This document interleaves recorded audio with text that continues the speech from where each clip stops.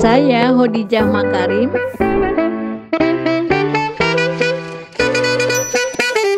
Assalamualaikum warahmatullahi wabarakatuh. Saya Hodijah Makarim.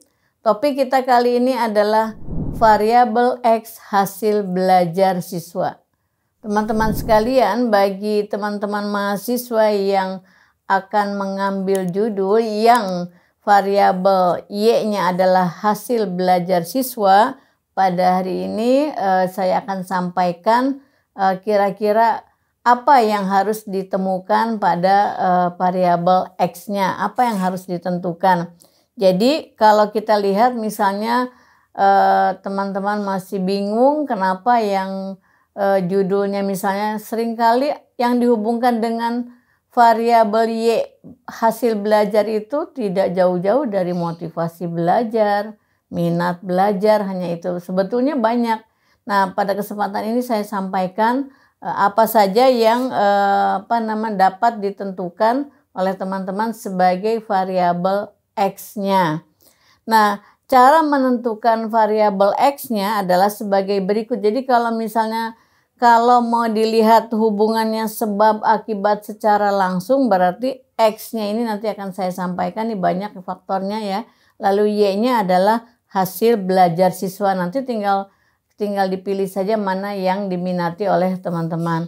Nah, jadi sebetulnya hasil belajar siswa kita lihat dulu ya, apa maknanya. Hasil belajar siswa itu adalah kemajuan dan perkembangan yang dialami oleh siswa sebagai hasil dari proses belajar.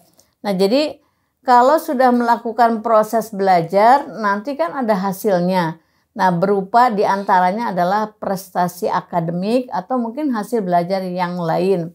Nah, jadi kalau kita lihat hasil belajar itu adalah suatu penguasaan ya, tingkat penguasaan siswa dari apa yang dipelajarinya selama dalam proses pembelajaran di kelas maupun di luar kelas. Jadi yang diukur adalah setelah mengalami suatu proses belajar dalam waktu tertentu dan untuk tujuan tertentu sesuai dengan yang telah ditetapkan sebelumnya.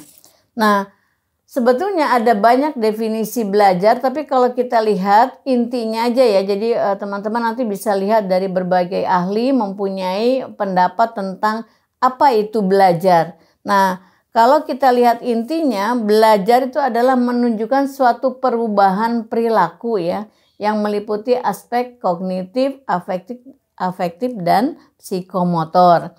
Nah, jadi yang harus diperhatikan yang kedua, perilaku yang seperti apa yang disebutkan dengan hasil belajar, yaitu perilaku yang relatif menetap, permanen, bukan perilaku yang sesaat, misalnya karena pengaruh obat-obatan, kemudian ada perubahan perilaku, misalnya remaja yang mengkonsumsi narkoba misalnya, contoh saja nih contoh yang negatif ya, kemudian terlihat menjadi pemberani padahal sebetulnya tadinya pemalu, itu kan ada perubahan perilaku. Nah, ini bukan proses belajar. Atau mungkin karena ada tekanan sesaat, kemudian seseorang melakukan sesuatu perbuatan setelah tidak ada penekanan, ada karena rasa takut lalu berubah, itu bukan proses belajar. Kalau terus hilang ya, jadi proses belajar itu adalah perubahannya permanen, menetap. Jadi yang berikutnya yang harus kita pahami adalah dari belajar itu adalah ada stimulus respon ya. Jadi stimulusnya apa, responnya apa. Nah, baik teman-teman sekalian, berikut saya sampaikan bahwa kalau variabel Y-nya hasil belajar, apa yang X-nya? X-nya itu berarti apa yang mempengaruhi hasil belajar, yaitu ada dua kalau kita klasifikasikan dalam kelompok besar ya, ada faktor internal dan faktor eksternal. Nah, kita lihat sekarang. Yang maksud di dalam faktor internal itu ada fisiologis, ada psikologis. Yang fisiologis itu berkaitan dengan bawaan individu ya, kemudian apa yang berkaitan dengan struktur fisik seseorang, ada sifatnya, kemudian ada misalnya pengalaman-pengalaman dia dari melihat, mendengar dan sebagainya, itu berhubungan dengan fisiologis. Kenapa ini masuk dalam fisiologis? Kan melihat dengan mata, ada fisiknya gitu ya, dengan pendengaran dan sebagainya, itu masuk di dalam kelompok internal fisiologis. Lalu kalau dalam faktor psikologis itu kecerdasan umum ya, IQ atau IQ disebutnya ya, atau kemudian yang kedua sikap, minat, bakat, motivasi, kemampuan menyesuaikan diri ya, kemudian kepribadian, itu masuk di dalam kelompok internal tapi psikologis ya. Jadi itu yang maksud kalau kita sampaikan, misalnya kalau mau dibikin variabel X-nya itu kan banyak sekali ya. Kecerdasan umum tadi saya ulangnya ada minat, bakat, kemudian kepribadian, kemampuan menyesuaikan diri, itu banyak sekali. Ambillah sebagai variabel X-nya. Nah, bagaimana sekarang yang faktor eksternal? Ini kalau saya lihat dari mahasiswa ya, misalnya di bidang yang program studinya ilmu pendidikan atau psikologi, jarang yang mengambil faktor eksternal. Kebanyakan mengambil X-nya itu faktor internal. Nah, sekarang kita lihat apa saja yang masuk di dalam faktor eksternal ya. Yang pertama, faktor eksternal itu adalah pengaruh lingkungan terhadap hasil belajar. Lingkungan apa? Lingkungan di rumah, bagaimana pola asuh orang tua, bagaimana komunikasi di dalam keluarga, kemudian lingkungan sekolah, lingkungan teman bermain, kelompok belajar, kemudian lingkungan masyarakat secara luas ya.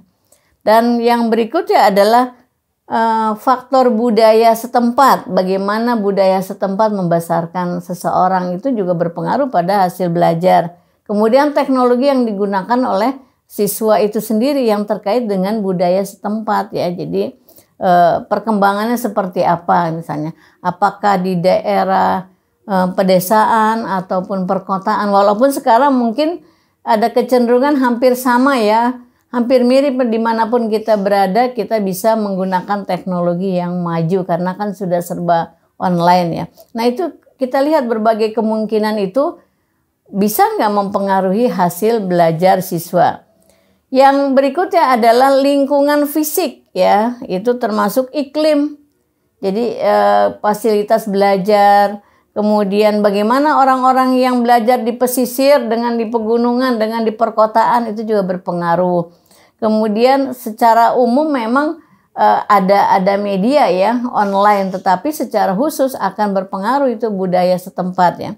Kemudian yang berikutnya adalah faktor spiritual. Kenapa ini dijadikan faktor spiritual ini sebagai variabel X? Kan juga setiap orang itu memerlukan ada spirit ya, kemampuan di dalam komunikasi dengan Yang Maha Kuasa. Jadi pengalaman beragama, kesadaran beragama juga ikut masuk di dalam faktor yang mempengaruhi hasil belajar siswa. Nah, itu teman-teman sekalian, jadi kalau kita lihat, kita klasifikasikan. Jadi kalau misalnya ada dosennya bilang, kok ini motivasi lagi, jenuh gitu.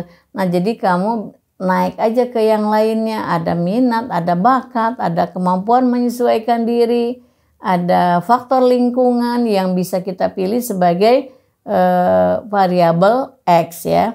Nah, jadi kalau kita lihat teman-teman, tadi di pembukaan saya sampaikan sedikit, hasil belajar itu bisa digolongkan menjadi 3, yaitu faktornya ya, aspeknya lah kalau saya bilang digolongkan tuh, aspek kognitif, afektif, dan psikomotor. Jadi kalau di kelas ya lebih banyak guru-guru misalnya ke arah yang dinilai itu kognitif misalnya. Kemudian psikomotor ya. Tapi jangan lupa bagaimana pemahaman kognitif dan psikomotor itu nanti tercermin dari afektifnya.